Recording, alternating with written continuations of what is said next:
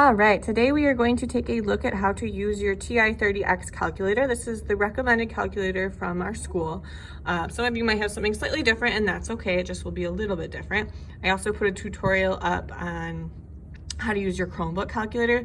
There's lots of different options here. But if you're using this one, here's some common things you should know.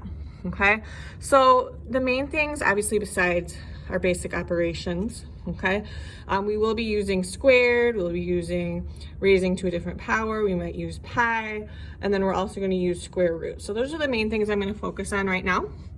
Okay, so if we're squaring a number, let's say I want to do 5 squared, I'm going to hit 5, and then I'm going to hit this x squared button, okay, and that'll give me 5 squared.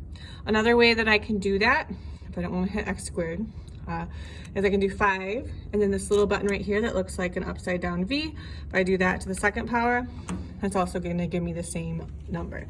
But really this button right here, which we call our caret button, is going to be helpful for raising to powers other than 2.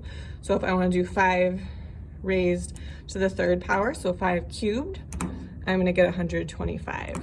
If I want to do 5 raised to the 6th power, so that's 5 times 5 times 5 times 5 times 5 times 5. Now I have, this is my answer, okay? That is much quicker and much easier than actually typing 5 times 5 times 5 times 5 times 5 times 5, okay?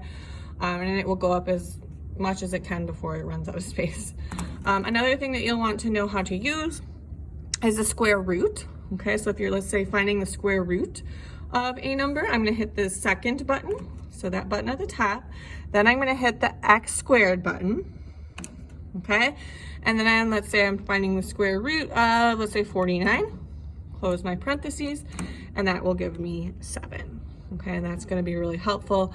That's the one that people typically forget the most. So again, second, the x squared button, as you can see, there is a little square root symbol right above it.